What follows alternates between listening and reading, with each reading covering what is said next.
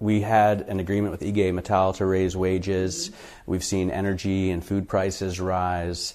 Do you feel that inflation is starting to pick up? Are you more confident that the ECB is going to get closer to its inflation goals? Well, I'm confident that we will achieve our objective to ensure price stability. All the ingredients, all the requirements are on the table. They are there. We have a robust growth, broad-based growth in the euro area. We have a rising investment activity. We have a decrease in the unemployment. We have very generous financing conditions for private households and corporates. So inflation will come in the medium term, and that is our goal. The price stability will be there. And that's why I think that in this year, we can exit the net purchase of our program in order, to balance and start with coming back to a more normal monetary policy. The rest of the measures, the low interest rates, the generous liquidity we are providing to the banks, the reinvestment in the stock are plenty. Given plenty, much of expansion in the monetary policy, which will then support, going in the direction of the price stability we wish to get. Are those things even still necessary? I mean, especially looking at next year as global growth underpins, strong and stable European growth. Can't the ECB start to get back to normalization with regards to those other tools as well? Well, again, we are talking not about next year, we are talking about this year.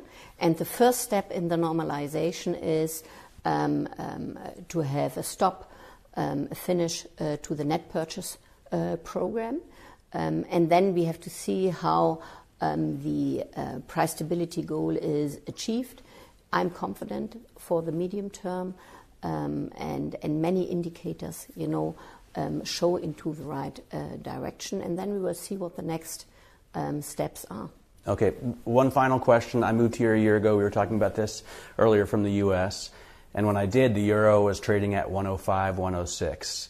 Now it's trading at 124, which, for me as a personal citizen, has affected decisions I make. It must affect the decisions that banks make as well. Does that concern you? The acceleration, the strength of the currency and the speed at which it's occurred? Well, with regard to monetary policy, we are not targeting any specific, exchange rate, and it would be wrong to do this. You rather have to look into and analyze into what are the fundamentals, what are the reasons, and it might be that the fundamentals changed and then it's justified. That you have a certain direction in the exchange rate.